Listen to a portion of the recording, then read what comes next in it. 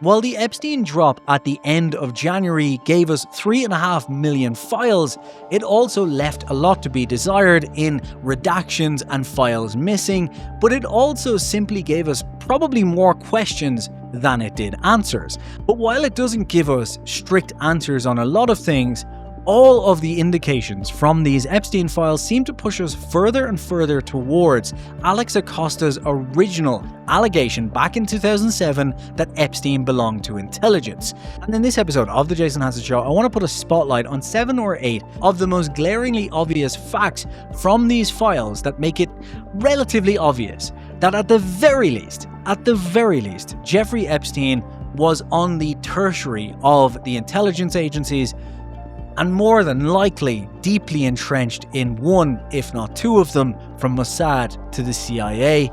I'm Jason Hassett, and this is what we've learned from the latest Epstein drop. Do it live! I am not going to exploit. 200. A Pizza Express in Woking. Your line of questioning is transphobic. Now watch this drive. Thing sucks! Hello everybody and welcome back to the Jason Hassett Show, where this week we're going to be talking about the Epstein files, which obviously are a big deal over the last while, and diving into 7 or 8 of the kind of craziest things that have been found in both the latest drop but also a recent few as well. If you're new here, the guys have done an amazing job of putting together some research on this, and I'm going to dive through it with you for the very first time, and we're going to all learn together on this. So given this is research done online and not in the field, and no one has been able to talk to Epstein, obviously that means that this research has been done on the interwebs, which is violently unreliable. And therefore, if there's anything that we've missed, anything you think is incorrect, or anything you think needs to be added as crucial context to any of this, please let us know in the comments. We're trying to build a good community of people who can add to these things, help us all learn. And while you're down there, why not hit like, comment, and subscribe to help the channel grow. But with all that ado, let's jump into the latest kind of crazy facts from the Epstein files. So the early January release obviously missed quite a bit, but the scale of this release is massive. Obviously, it's still missing some stuff, but what we've got so far, I've got detailed here, is the total pages in the combined production were 3.5 million. These come from the DOJ National Repository, so essentially from the Department of Justice investigations over time. And there has been 2,000 individual videos released. This is in data set 10. Still imagery, there has been 180,000 images released from the FBI evidence locker. There has been 14 hours of direct Jeffrey Epstein kind of talking on tape in dataset 10 for anyone interesting.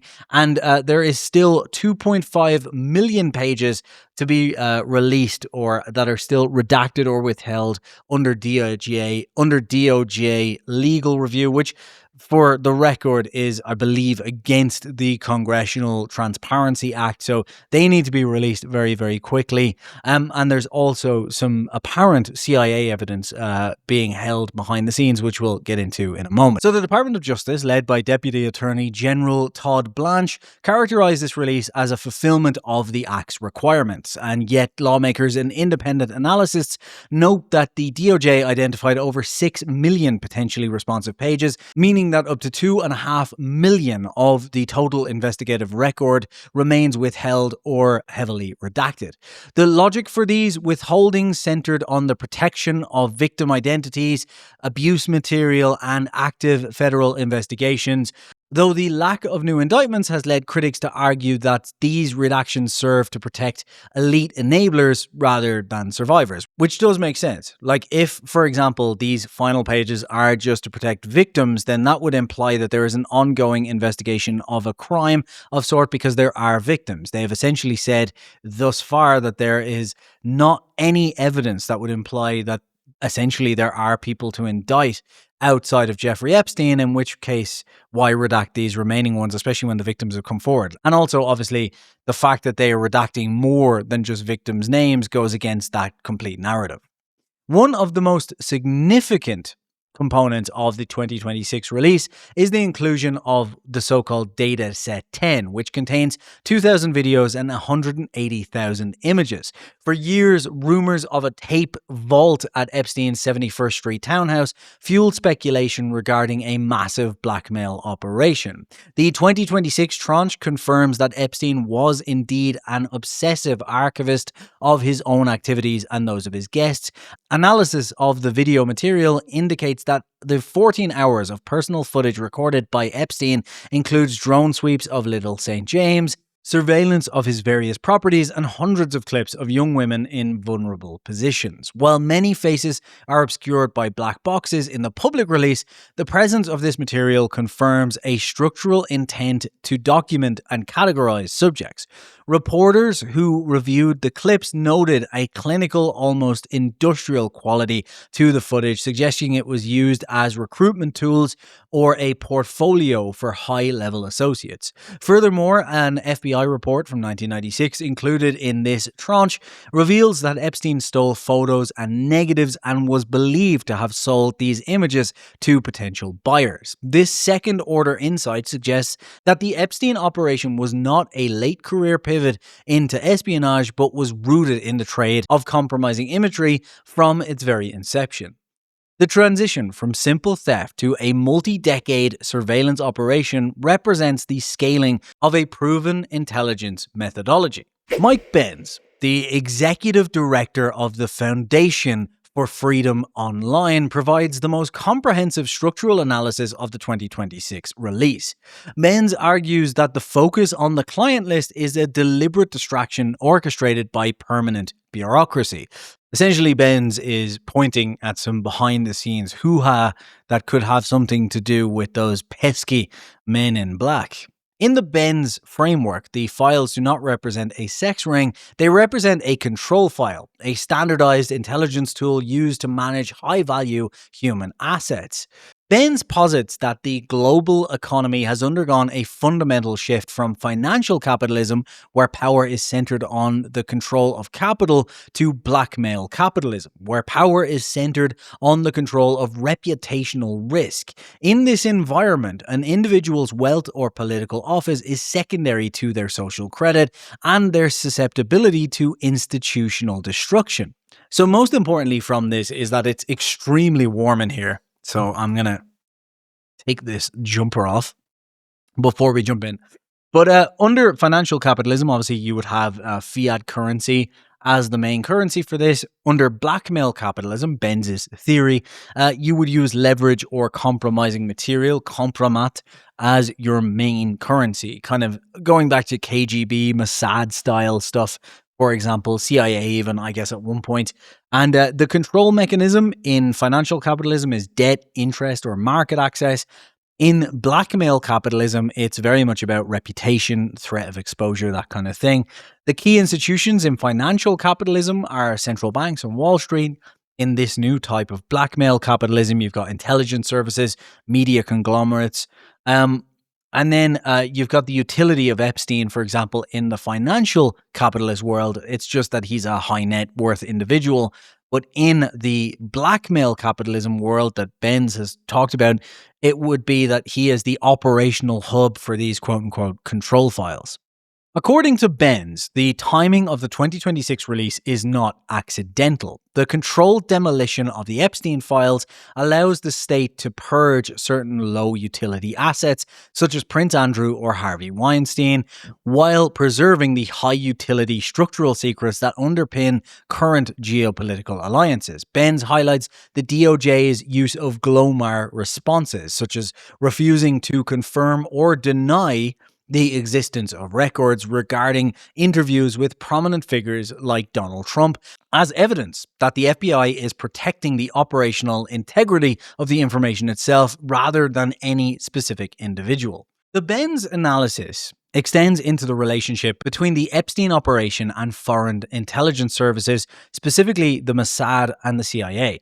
The 2026 files reveal that Epstein was not merely a financier, but a broker of intelligence-grade information. This is evidenced by his proximity to individuals like Peter Mandelson and Prince Andrew, who allegedly shared confidential trade reports and market-sensitive information with Epstein. Benz argues that Epstein's ability to avoid prosecution for decades despite overwhelming evidence of his crime suggests he was an untouchable asset of the state, which kind of makes sense and is based on the old Alex Acosta notes from before as well. When you think about it, in that, Alex Acosta said we couldn't touch him because he was an asset of intelligence. The 2026 release provides the internal DOJ prosecution memos from 2007 and 2019, which show a consistent pattern of federal intervention to blunt the impact of local law enforcement. This institutional immunity is a hallmark of state-sponsored intelligence operations. While the American media is focused on domestic celebrities, the 2026 files triggered a systematic collapse of the Norwegian political and royal establishment. This Epstein effect in Europe provides a clear example of how the control file operation functioned across sovereign borders. A central revelation from the January 30th release involves a 2012 email exchange between Epstein and Norwegian Crown Princess Mette-Marit. In these communications, Epstein states he is in Paris on a wife hunt, noting his preference for Scandinavians over the French. The Crown Princess's response that Paris was good for adultery but Scandis were better wife material reveals a chilling level of familiarity and a shared linguistic code regarding the procurement of partners. The princess has since issued a profound apology, stating that these messages do not represent the person I want to be. Very kind of Me Too movement there from back with Weinstein and so on, right? It sounds all so similar. However, the 2026 files show that her involvement went beyond emails. She stayed at Epstein's Palm Beach property for 4 days in 2013, a fact that has led to the calls for her removal from the line of succession. And it's not just her either, by the way. We've got more of just the Norwegian elite involved in this. So obviously Mette-Marit has used his wife hunt emails and also the Palm Beach property. Thorbjorn Jagland, the former PM and Nobel chair, has been accused of an investigation into aggravated corruption re-island visit. So he's been accused of being on the island as well. Mona Juul, an ex-ambassador to Jordan from Norway. Epstein left $10 million to her children in his will, which doesn't look great. And then we have Terje Orad Larsen. He was a think tank director in Norway. He's charged with making contributions all the way to aggravated corruption. So all of these guys in Norway just not looking great on this. So the discovery that Epstein left $10 million to the children of Mona Juul, a diplomat central to the Oslo Accords, is perhaps the most significant blackmail indicator in the tranche.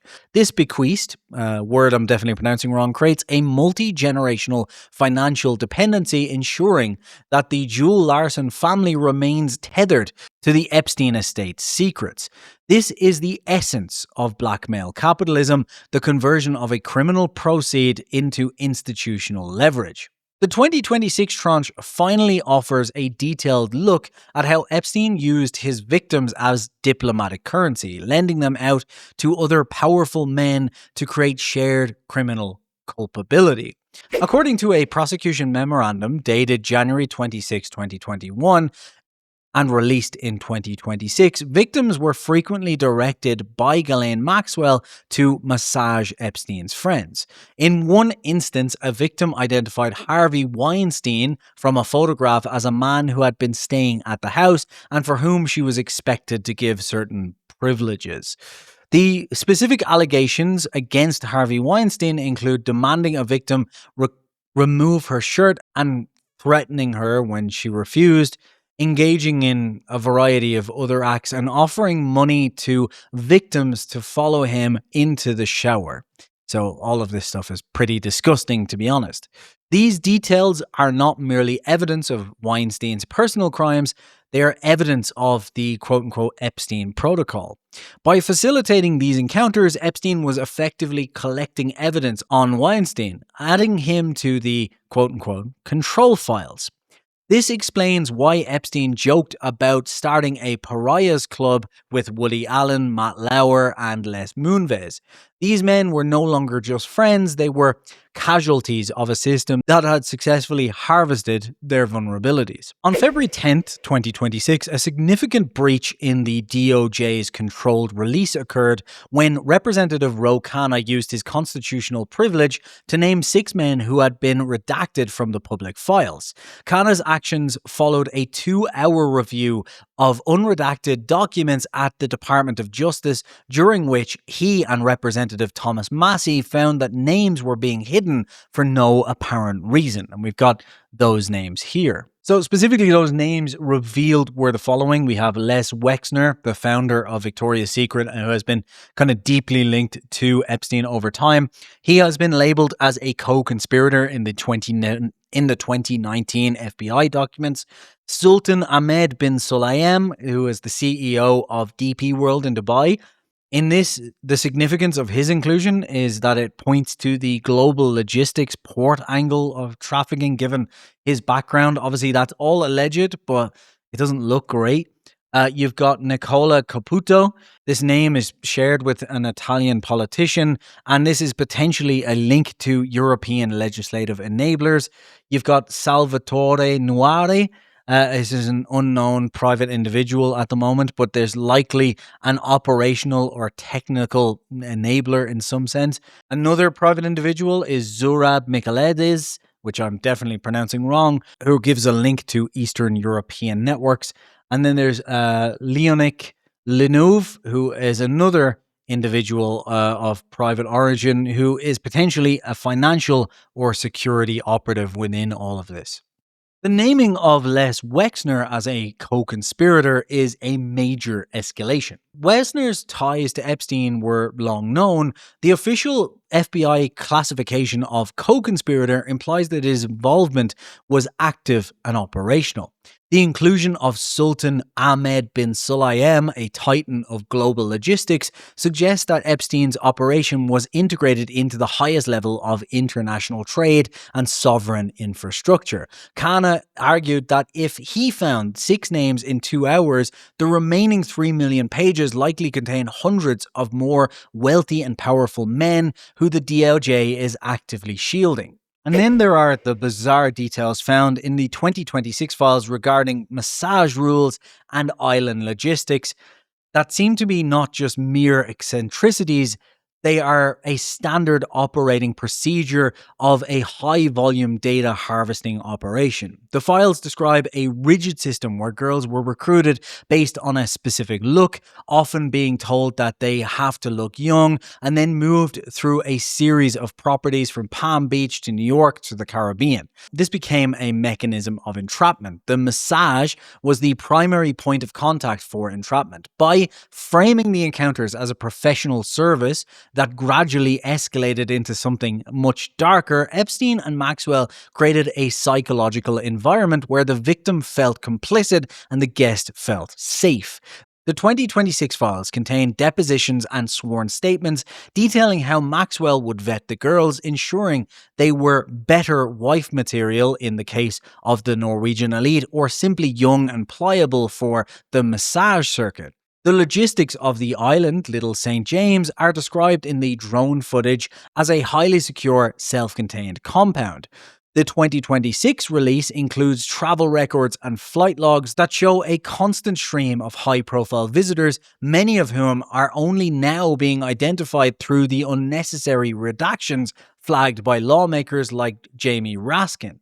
The movement of girls between these properties was coordinated with the precision of a diplomatic mission, and further supporting the Benz theory of a state-sponsored enterprise.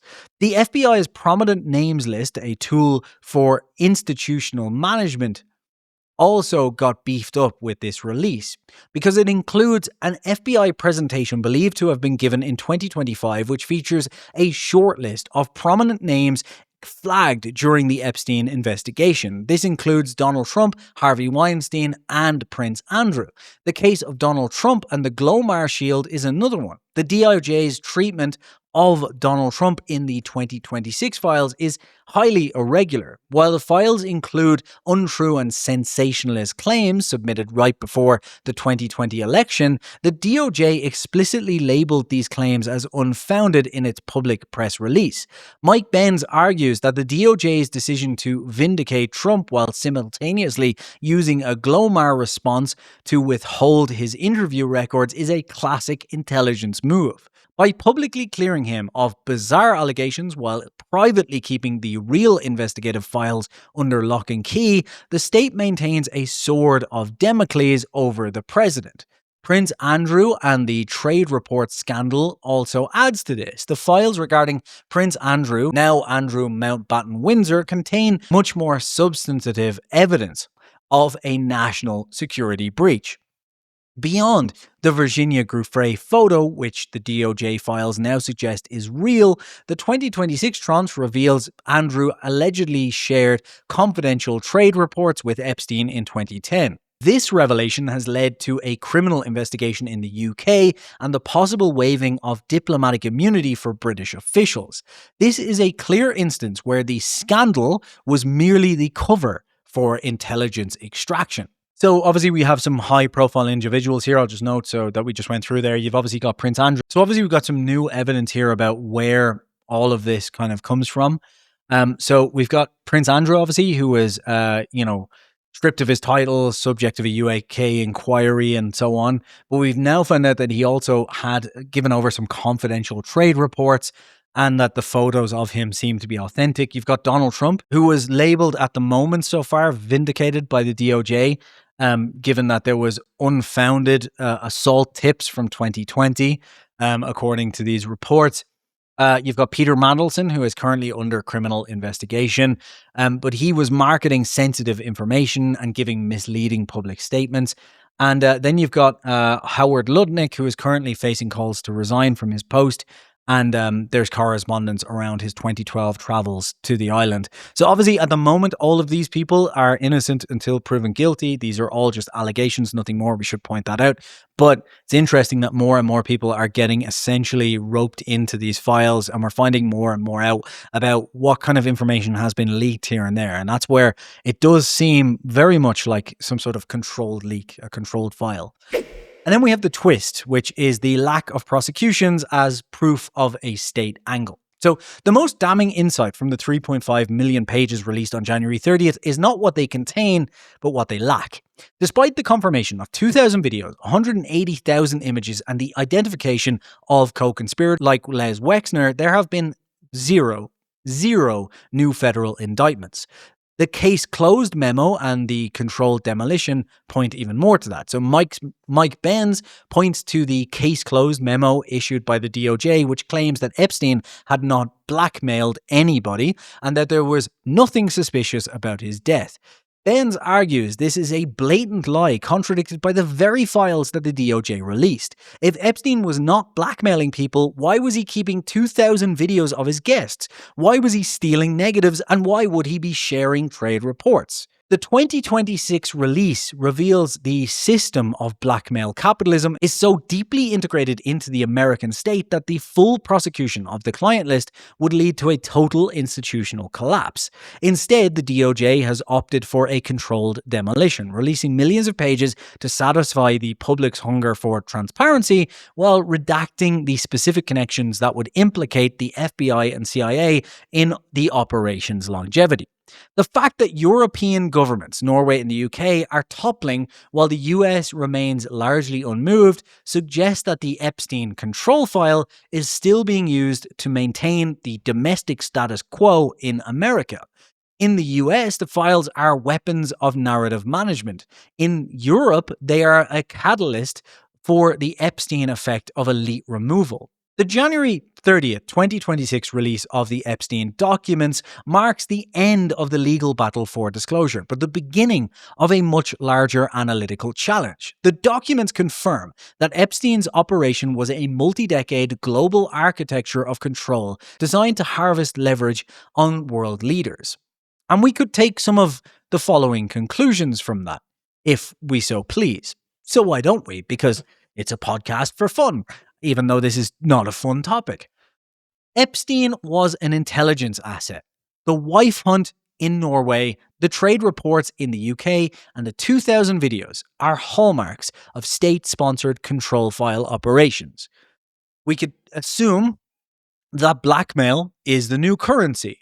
There's been a shift from financial to blackmail capitalism, and this has been documented in all of this by the bequests to diplomats and the pariahs club of entrapped elites.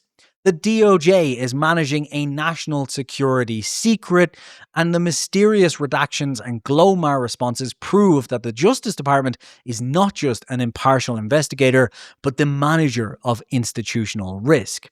It also tells us something about the entire global system.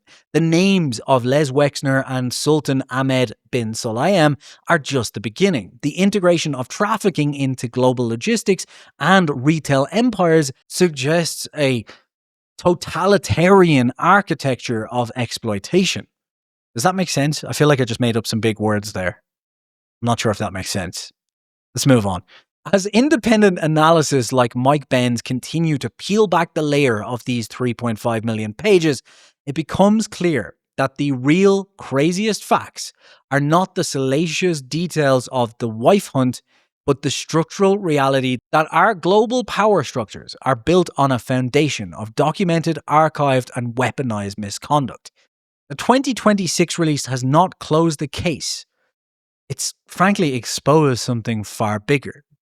And I think when we look at all of this, it's kind of signaled what we all thought from the start. I think over the past while, there has been this deep push to essentially close the case that Epstein had anything to do with intelligence. But all of these releases have, in many ways, like the JFK files, not solved anything, but just caused us to ask more questions. You know, the FBI coming in and taking the footage hard drives out when they were explicitly told they would be wiped, according to some documents.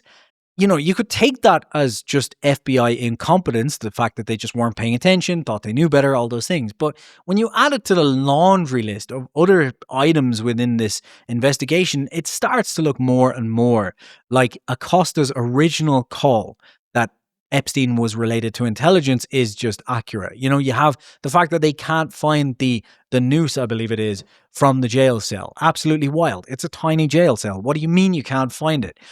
And all of Epstein's inexplicable relations to these far-flung clients, you know, just talks more and more about someone who had been set up by intelligence to get data. This data doesn't need to be used directly for blackmail, but by just kind of hanging it slowly over someone's head, or that person kind of somewhat knowing what is going on, it gives the intelligence bureaus ways into other places. You know, they might not even use this blackmail material, for example, to actually blackmail the people that they're taking the material from. But for example, if you have some information on the Sultan bin Sulayem, a person who might be, for example, hated in Israel, or might be, for example, hated in Saudi Arabia.